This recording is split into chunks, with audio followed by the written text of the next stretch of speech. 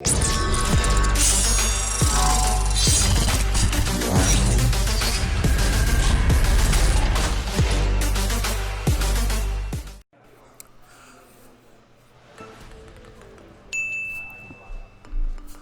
happening YouTube? It's your homie S. Dot with FTF coming back to you with another video. And today marks the finals of the Pro Play Tour Columbus event in Columbus, Ohio a couple of weekends ago. So keep in mind, Press the Advantage still is able to be played. And technically, as I'm making this video, up until November 8th, this coming Friday, Press the Advantage is still technically legal. But of course, after November 8th, Press the Advantage and of course joins Swap Parts being banned for competitive play moving forward from November 8th.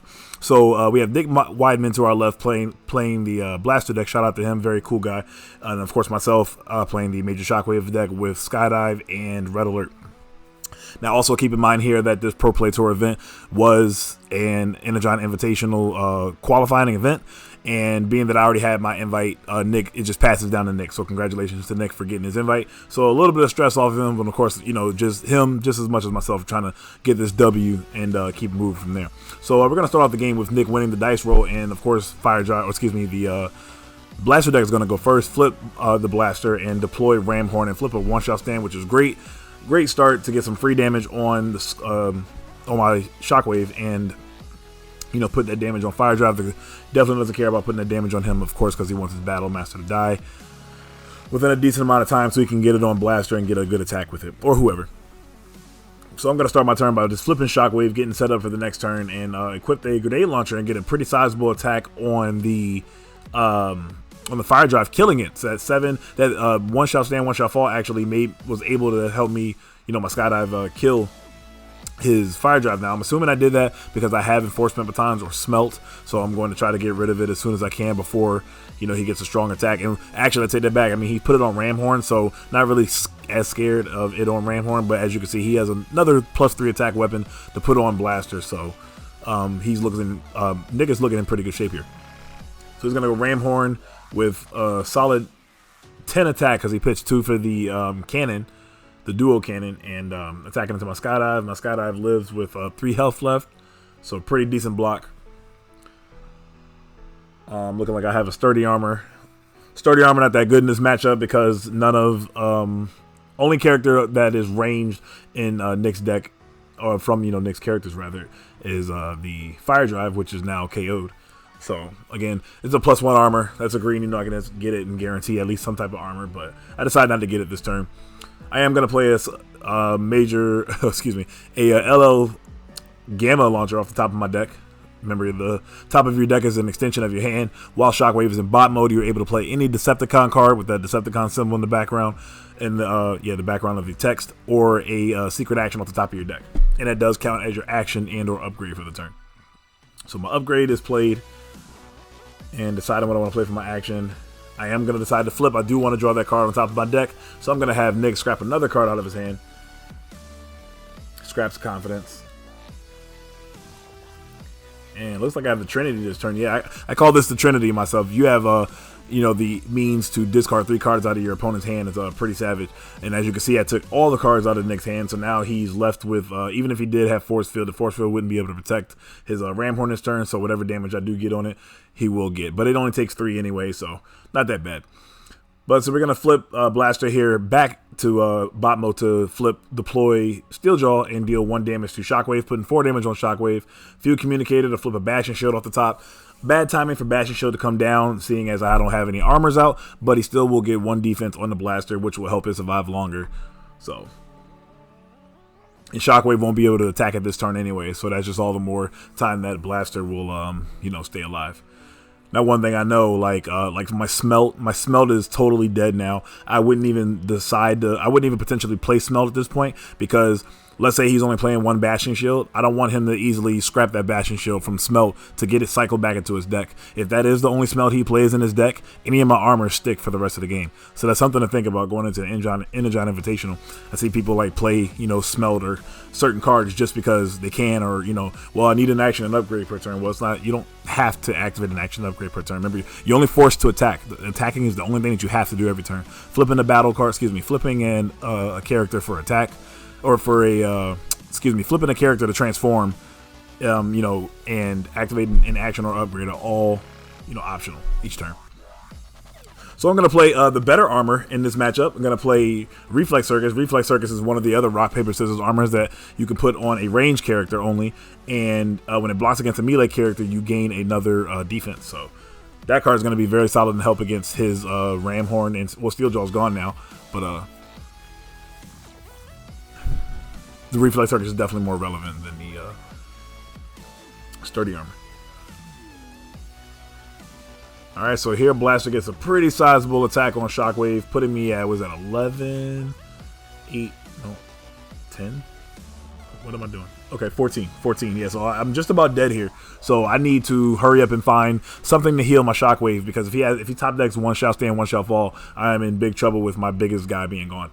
And he also has no hand, so that helps to, this is why, Shockwave is pretty much the only deck in the meta that would be able to survive against a Autobot deck playing, the full force of press to advantage, because taking their hand means that he won't be able to trade for those press to advantages off of his flips. So he'll have to hard draw those for the rest of the game, unless he's main decking any cards like, well, he does play Treasure Hunt, so unless he top decks another Treasure Hunt to get cards in his hand, or he plays, Work Overtime, which I think he sided, which you'll see soon.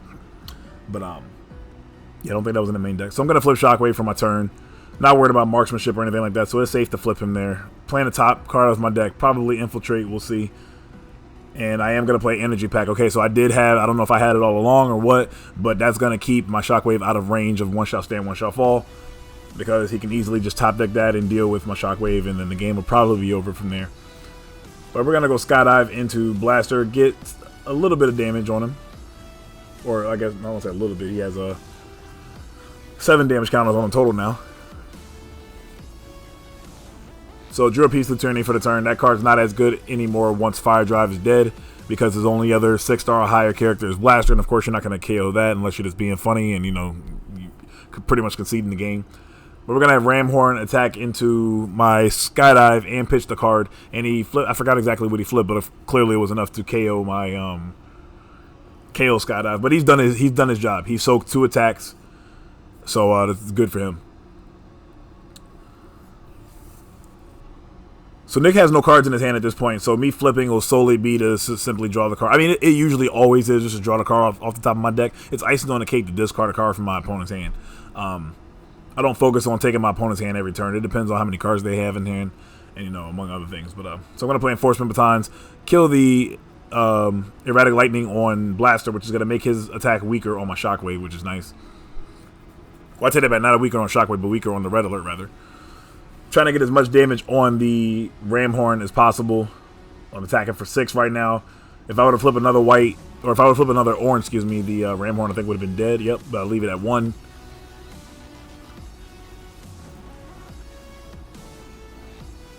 Force Field, nice top deck, very nice top deck. So that's going to allow his Blaster to die, or not, to not die, and only take 4 damage and put it all the way up to 11, looks like, even if Shockwave can get rid of it. And I don't play any other armor removal besides Smelt and Enforcement Batons in my main deck for this tournament. So Smelt's going to be dead clearly, because he'll just he'll get rid of he can just get rid of the duo cannon on Ram Horn, since one attack is going to kill him anyway. Or he could just most likely probably get rid of the field communicator as well. The difference between 6 and 5 attack isn't that much right here, right now. I do have Callous Leadership, though. Callous Leadership is very good right here. So I'm going to KO my Red Alert. Red Alert was on his way out anyway. And now it's Shockwave versus the world right now. Shockwave sitting at 8 health with an Energy Pack. So that puts him effectively at 21 health total with 8 damage counters. So sitting at 13 health effectively. We're going to send Shockwave. I knew Shockwave would still break the armor even in defense, or even in this mode right here. So the reason why I did this is because on Nick's next attack, I'll have that extra armor. So, and I knew again that the attack would break the force field anyway on Blaster. Going to top another field communicator here and play Confidence. He has to play the Confidence, so he's going to draw 2 here and then discard those 2. Not really any good to him, since he won't have any more cards in his hand to play. I do think, I want to say, I didn't remember from the early game, I want to say when he attacked with Fire Drive, he would have got the draw, and that 1 extra card in his hand might have made a really big difference in terms of trading for cards. I don't remember. I feel like it was either this game, or maybe it was like somebody else. I don't remember, but I feel like he should still have 1 card in hand, but potentially. But I mean, it happens. So big play here. This was my favorite play of the entire weekend. So he sent, when we all stood up, he sent his ram horn in to attack my Shockwave, and I had underhanded tactics to knock out his ram horn and then steal the KO on the blaster, and that's going to move us right into game 2. So I had it set up that way, by the way, the entire time. Like, I had underhanded tactics in my hand for the longest, and I saw a couple turns ahead playing out the fact that the ram horn had 1 damage left on it, or excuse me, 1 damage counter left on it. You know, I kind of foresaw that play, and it ended up working out how I liked it to. So game 2, Nick is going to start here again. He's going to flip the blaster and deploy ram horn and hit a daring counterattack. Very good card against heavy blue decks. He's going to have Pierce 6 on that fire drive, so he remembers to draw his card, and he's going to attack for 4 Pierce 4 on my Shockwave. Oh no, I'll take it back, on Skydive. So looks like his plan here is to get rid of Skydive in 2 hits. Now I think it took the same 2 hits last game too, so it's ideally the same thing. But he definitely doesn't have to put any more effort into the Skydive, so we'll see how the line of play ends up working out. I'm going to play Scrounge. I know what the top card of my deck is, so it's Arm Hovercraft. Arm Hovercraft is great against this deck. Look at this deck, this blaster deck, as Autobot bugs. And, of course, Arm Hovercraft is great against that deck, so it's definitely really good against this deck as well. Still going to get a decent amount of damage on Fire Drive. Going to flip a Press the Advantage and trade Peace through Tyranny for that Press the Advantage. Draws for his turn, remembers to flip blaster back to alt mode. Laughing and joking here a little bit. We're a little laid back, we're tired, we're in the finals, everything's good, we're chilling. Shout out again to Nick, man, very cool guy. We were so laid back, had a couple conversation, learn about each other, talk about family and stuff for a quick second, where we're from and all that good stuff. Very cool dude. So Zap on Shockwave and Static Lasers of Ironhide on Red Alert. Now, he did not take the 2 damage on Ramhorn, but being the good guy that Nick is, in about 10 or 15 seconds or so, you'll see that he remembers to take 2 damage on the Ramhorn. If he would have never said anything, I would have never realized. So it's funny how, a lot of things I tell you guys that I don't forget, like my opponent's tough and my opponent's this and that. Well, the factor in being tired, I honestly just wasn't paying attention. He could have got me real good with that and not taking that 2 damage on the Ramhorn, but my gauging is off. Clearly it wasn't 10 or 15 seconds. It was longer than that, but he does remember at some point here. So I'm gonna flip Shockwave here, and he's gonna discard a Bastion Shield from his hand. He sees that he noticed from game 1 I wasn't really too focused on my armors, so he's not valuing Bastion Shield here. But at the same time, that could be potentially bad, because it's not like I'm not playing my armors anymore. So if he gets rid of Bastion Shield, I can, okay, well now I will play my, my armors get a lot more value at this point. So he's going to discard 2 cards from his hand. He's going to discard a Bastion Shield and a Static Laser or Ironhide. So we'll see if he did side in that work overtime or not. I want to say he did. We'll see it potentially here. Spoiler alert. And yeah, go from there. And I have no action for the turn, but yep. Okay, there it is. He remembers the 3 damage or 2 damage from the Static Laser. Totally wasn't thinking about it. Good guy, Nick. Appreciate you, man.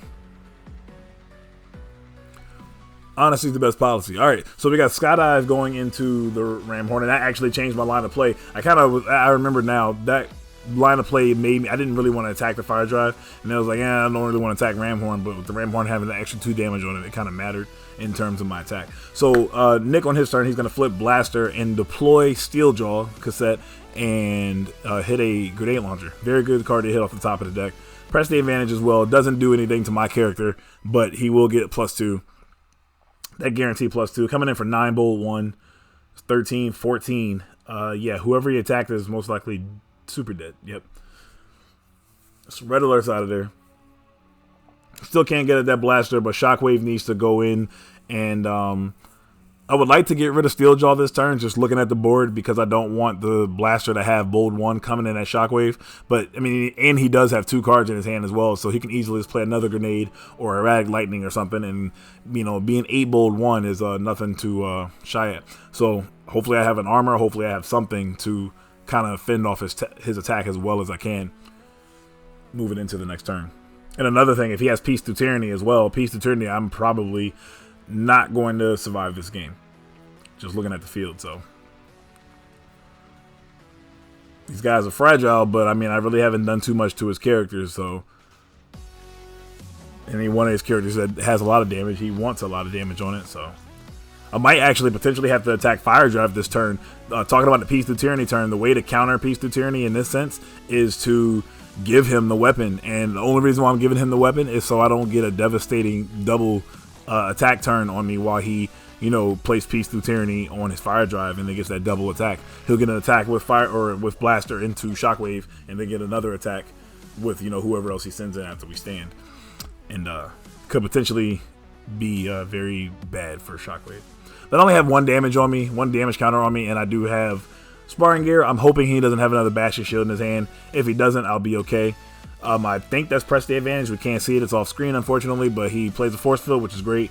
He's going to pitch the card out of his hand, so that actually effectively makes my Shockwave's effect a little bit weaker because it won't take any cards from his hand, and he's getting value out of the card in his hand with the Fire Drive weapon. Excuse me. So we're counting up here. I think that definitely is press, and I'm going to take a pretty sizable hit here. Yep. That looks like I'm at 14 again. And at damn 14, if he tops one shot stand, I lose again. Like, I can't really tell with my one black die. I think that's a 2. So, yeah, I'm at 14. So, without that Sparring Gear, I would have died this turn. If that Force Field was a Bastion Shield, I would have died. You know, Shockwave would have died that turn. So, this ended up working out. I do have Vaporize, I see in my hand. Vaporize would be good to get rid of a couple of things. A couple of decent options that Nick has on his field.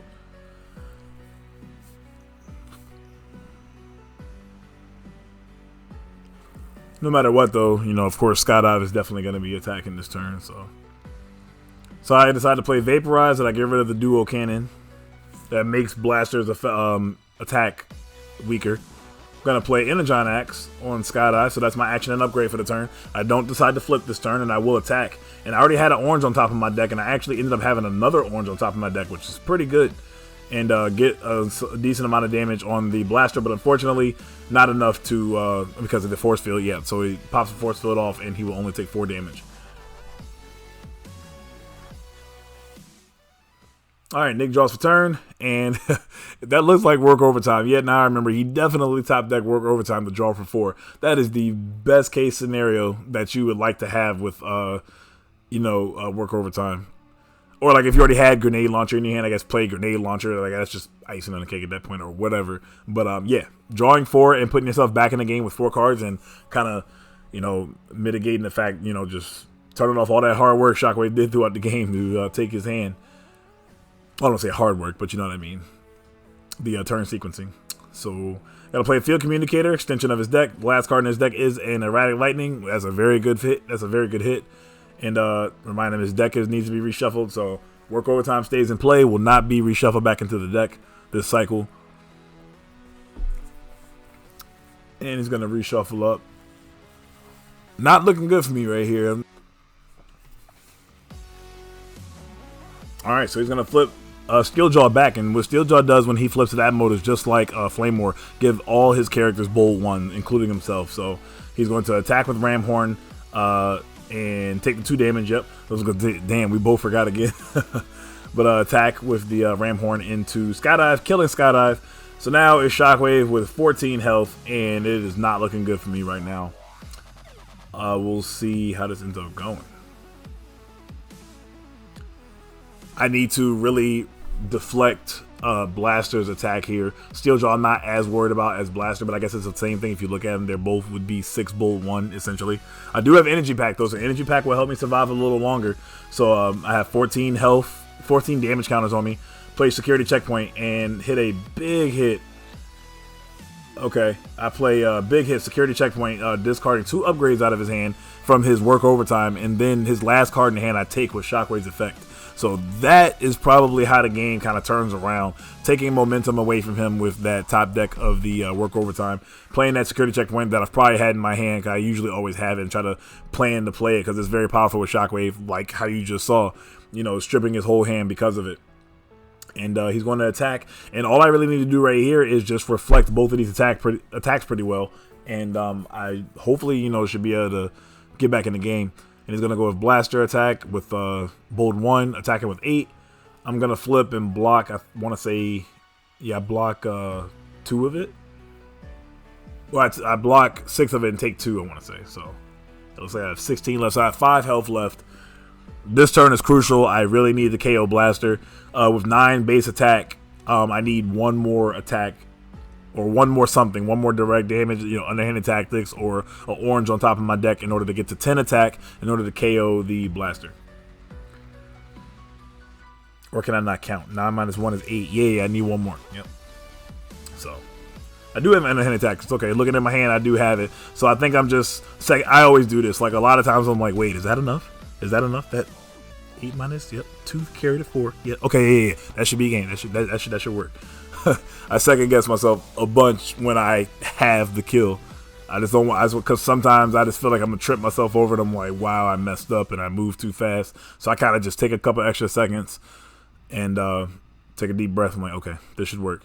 But okay, so I actually ended up using the bigger they are instead to just make sure I get there. I know he doesn't play as any blues, but this is just like that kind of a little bit of overkill just to make sure. So, and what is also actually, now I want to say overkill, because I still have my Shockwave in alt mode, which is he's stronger in, so he should hopefully survive this Steeljaw attack is the idea. So I put my Shockwave at 10 in order to still kill the blaster.